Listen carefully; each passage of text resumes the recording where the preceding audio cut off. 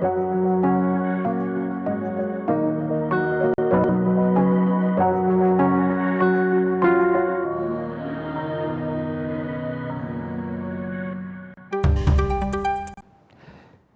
health ministry and partners revealed that out of the 70 children that died as a result of kidney injury failure, others used medicines that were not contaminated.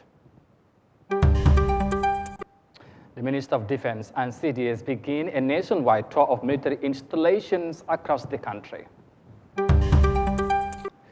And Lula Inácio da Silva becomes Brazil's new president after defeating the incumbent in a closely contested second-round election. These and more coming your way on The World Today.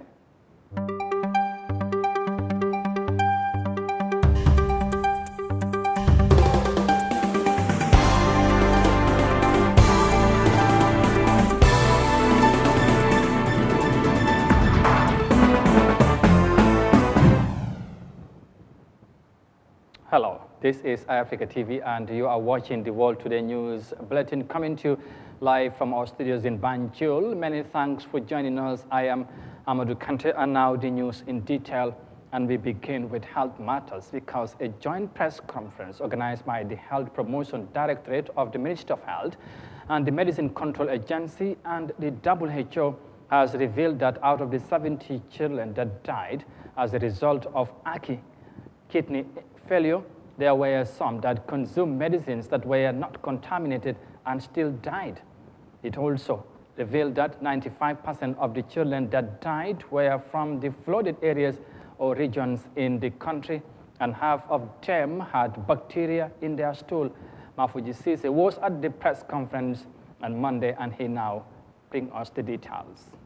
It was a collaborative effort by the Ministry of Health through its Health Promotion Directorate, the Medicine Control Agency, and the WHO.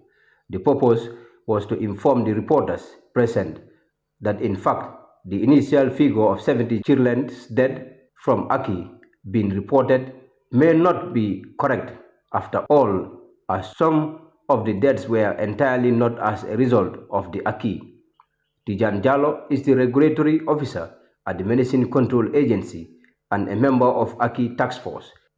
The assessment, meaning we are assessing what causes this AKI. And as he asks a question, right now we can't draw a conclusion without assessing exactly those kids based on their patient folders, the medication that they were subjected on, those who were on medications, and those who didn't take medication, and those who took medication that we have tested and they are good, but they took those medications and died. So that's what we are trying to establish, to know the number of cases that took medication that we have tested and they are good, but yet still they die. We need to have that number. And those who were subjected to these medium products that are contaminated.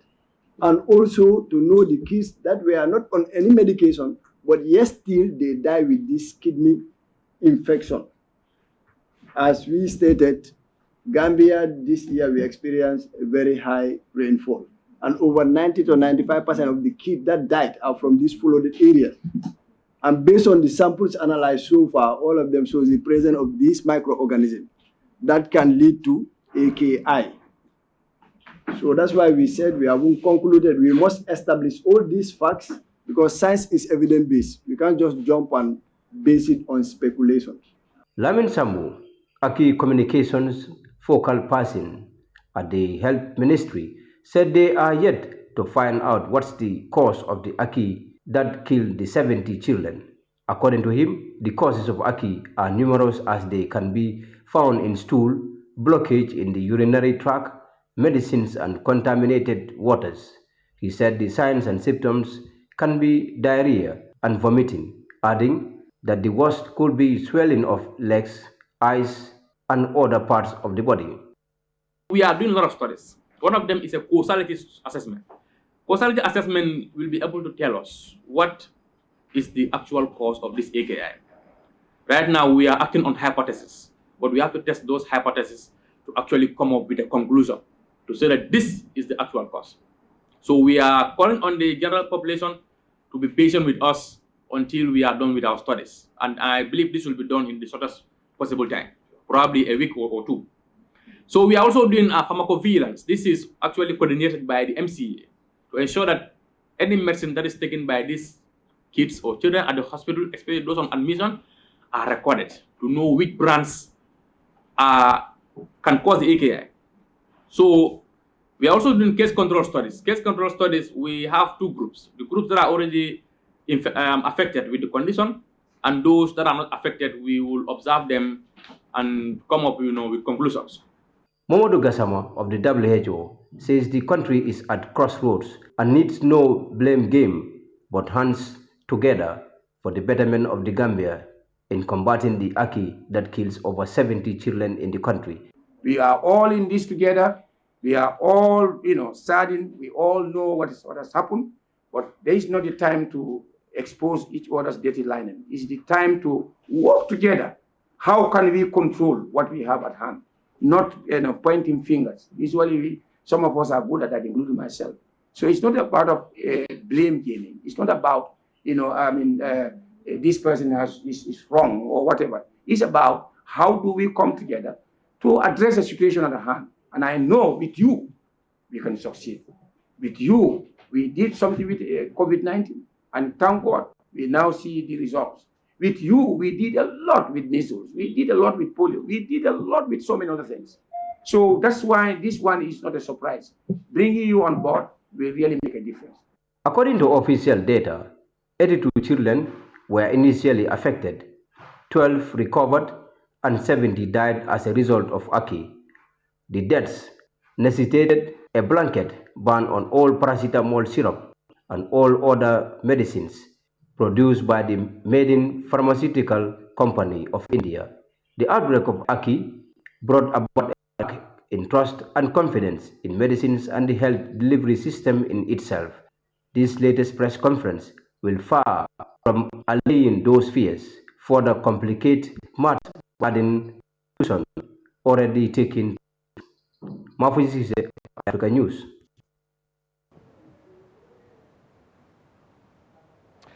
Moving on, young leaders from several African countries have converged in the Ethiopian capital Addis Ababa to discuss pertinent issues that could help transform the continent.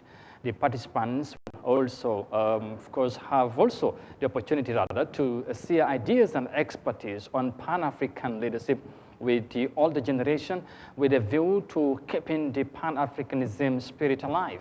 As the youth session comes to an end, the young people are expected to return home with a more renewed hope of changing the narratives. Here's more details of that in this report.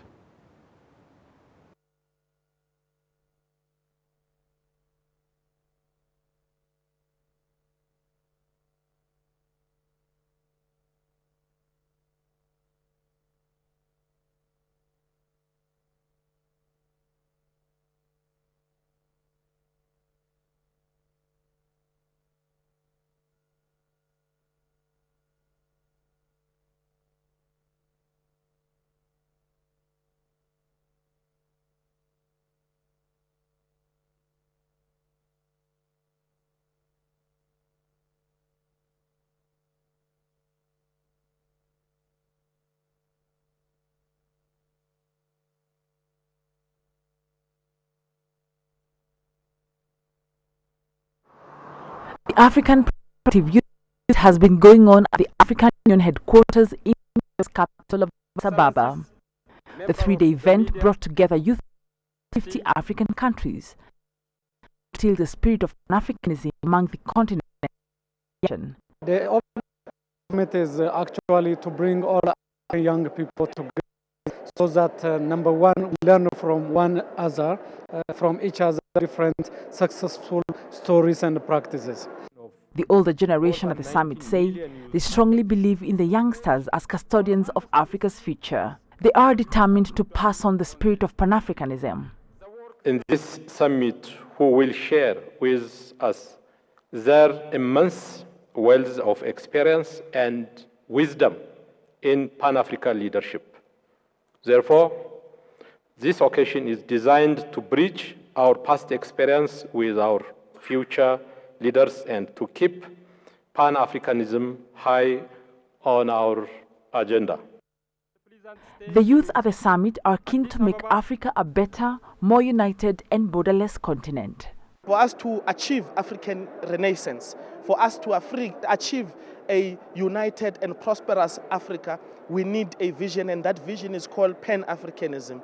I am so happy to subscribe to Pan-Africanism because it is the center for solutions that we need in our continent.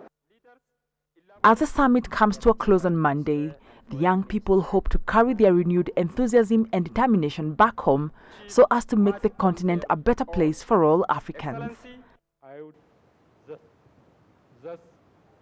And that report there is coming from the Ethiopian capital, Addis Ababa. Coming back home, now addressing lawmakers last week at the National Assembly ordinary session convened on the acute kidney injury, AKI, the Minister of Health, Dr. Ahmadu Lamin Samate, told parliamentarians and the country's grieved parents that the healthcare workers carried each time a life is lost, and that as caregivers, health workers also deeply feel the families are ongoing through more so in these trying times of Aki. Mariama Cham tells us more of that in this report.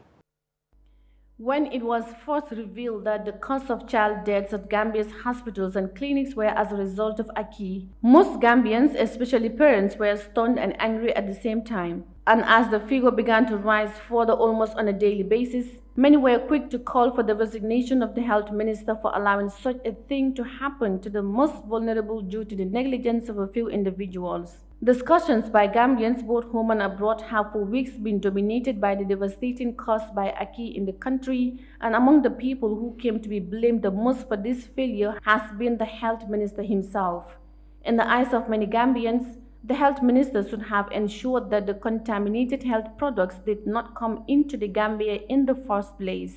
And as Gambians mourned and sought answers from their government, the National Assembly decided to hold an extraordinary session on Aki to find out how the drugs responsible came into the country and the persons responsible for their distribution and how those individuals secured their license.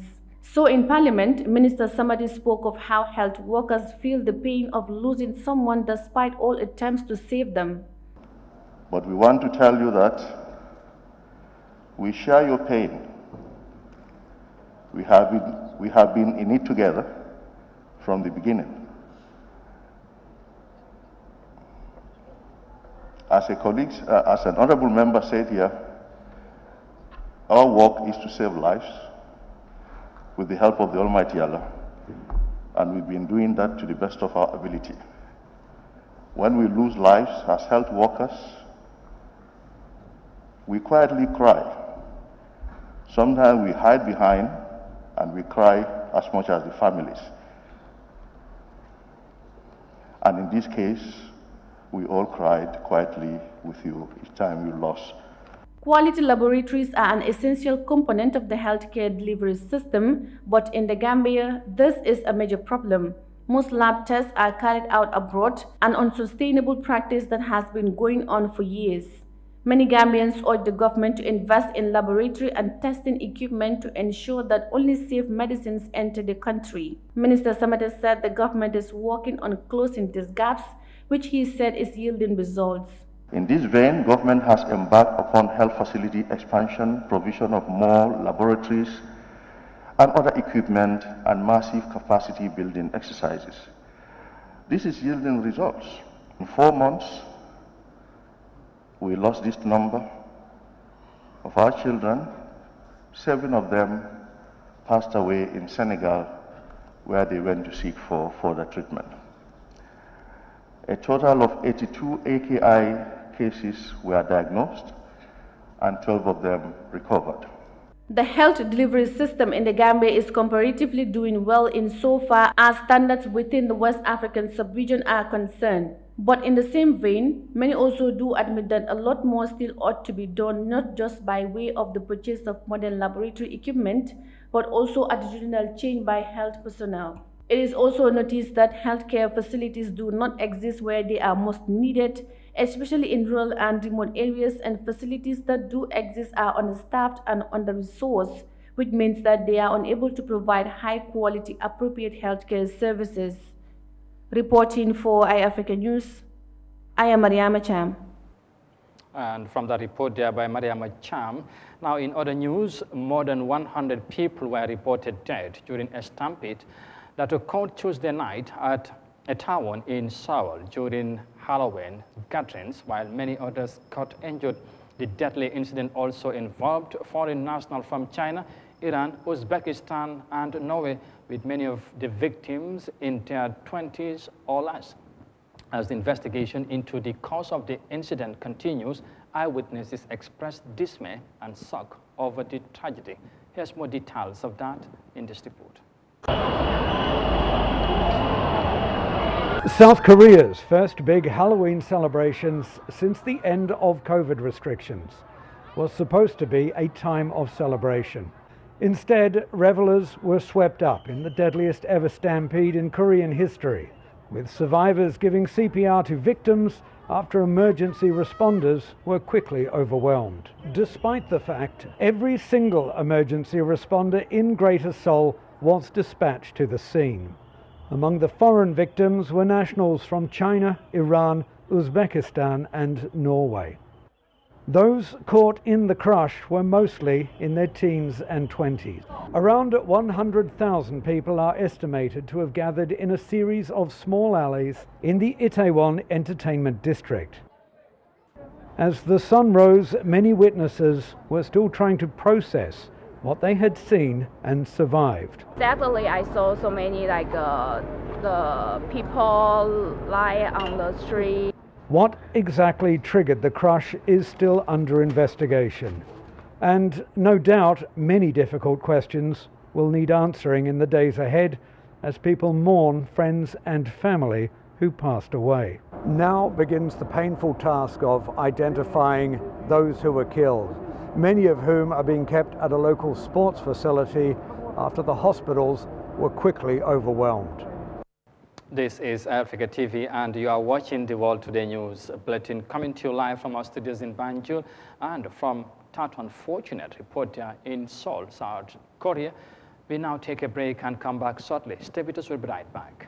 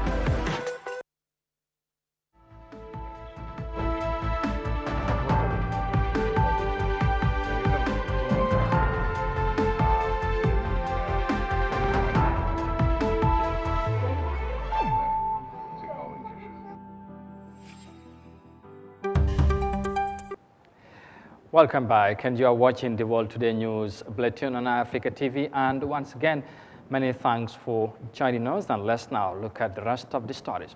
Now, Gambia's Minister of Defense, Yahya Jammeh, accompanied by the Chief of Defense Staff, Lieutenant General Yahya Jammeh, on Monday commenced a nationwide tour of military installations across the country. The purpose of the visit, according to Minister Jammeh, is to gather first-hand information on the living and working condition of the military personnel. The Defense Minister was speaking at the Economic Contingent based in Barra in the North Bank region, where he commended the Ghanaian forces for their service to the Gambia.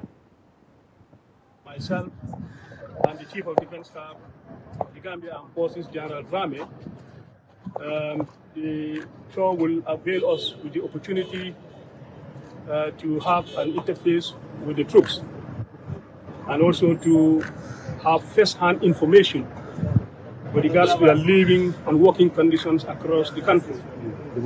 Of course, it is imperative that when we conduct such kind of important tour, we also have to be coming here to also visit you. We have discussed with your contingent commander. You gave us a very detailed briefing as to your living and working conditions and also your operational development in Monday. This is a very great opportunity. We feel very proud that we have had the opportunity to visit you. We were warmly welcomed. We want to say thank you very much. We want to say thank you. In the room, we have also shared the level of relationship that the two countries, Ghana and the Republic of the Gambia, have shared. We want to thank you for your work, and we urge you to continue the good work that you have been doing. Of course, peacekeeping operation is not easy. You left your families way back. You stay out for many months. You have not had the chance to see your families. But then as military personnel, you've been trained to make sure you work under those circumstances and under those conditions. So I want to thank you for the sacrifice that you are undertaking. It's all a duty for humanity, and I want to encourage you and thank you very much. Gambia's Defense Minister, Seri Modou Njie, speaking there as he and the Chief of Defense Staff start a nationwide tour of military installation across the country. Moving on, the United Nations Security Council Counter-Terrorism Committee has ended a two-day meeting in India where it adopted a document obligating member states to prevent and combat digital forms of terror, such as the abuse of drones, social media platform, and online terrorism financing, and create guidelines to help tackle the growing use. Now, Yahya Jammeh has the details of that in this report. The non-binding document known as the Delhi Declaration on Countering the Use of New and Emerging Technologies for Terroristic Purposes was adopted in the Indian capital on Saturday, following a series of panels that involved member states representatives, UN officials, civil society entities, the private sector, and the researchers. The event kicked off at the Taj Mahal Palace Hotel in Mumbai on Friday, where a series of coordinated terrorist attacks left 31 dead and many injured in November 2008. Visiting officials and delegates paid tribute to the victims at the hotel's memorial site and laid a breath in memory of those who lost their lives in the attacks. Nidhi Chapikar, a survivor of the 2016 Brussels terrorist attacks, appealed to states' representatives to ensure there is no safe haven provided for any terrorists, adding that measures like this one spearheaded by the UN have given her the strength to come out in the open to share her ordeals. I'm not an terrorist attack survivor from this very place or from my own country. I'm a terror attack survivor and a victim from the Brussels, Belgium. But I'm very honored that they've been invited me as a victim of terrorism, not that only the very attack of Mumbai city will be invited to hear me out. And when I see this change taking place, when I see this happening, when I see that it is collaboratively taken the stories of each person and they will see what next to be done. Not only that, hearing people's stories, hearing different, what they have gone through has given me total strength. David Scaria from the Counter-Terrorism Executive Committee said the report talks about the importance of human rights and how the various stakeholders will work out the challenges collectively. The Delhi Declaration lays out the foundation for the way ahead. It identifies the principles that we need to balance. We need to understand and appreciate the value that these technologies bring. We need to identify the risk, and we need to work better collectively to identify how terrorists may use it and what risks it brings to our society. Despite the United Nations' successes in putting certain countries on notice, experts say the threat of terrorists is only growing and expanding, particularly in Asia and Africa. Acts of terrorism include threats of terrorism assassinations, kidnappings, hijackings, bomb scares and bombings, cyber attacks, computer-based attacks, and the use of chemical, biological, nuclear, and radiological weapons. The meeting sought to address the increased use of the internet and other information and communications technologies, including social media platforms, for terrorist purposes. Reporting for Eyeafrica News, I am Yahya Jammeh. And on to our final story now, because Brazil's former president, Lula Inácio da Silva, has returned to the presidency after defeating incumbent Jair Bolsonaro of the Liberal Party during the second round of presidential elections on Sunday. In a tightly contested polls, Lula da Silva won 51% of the votes and 41% for the outgoing President Bolsonaro. Now, this is the smallest difference in a second-round presidential election in Brazil's history. Here's more details of that in this report. Luiz Inácio Lula da Silva has won a new term as Brazil's president, defeating incumbent Jair Bolsonaro in a deeply divisive runoff. Organizers declared election for Lula, who had 51% of the vote, to 49% for Bolsonaro. 77-year-old Lula's inauguration is scheduled for January the 1st. Bolsonaro remained silent on Sunday night after the results were announced, while some of his allies publicly acknowledged his defeat.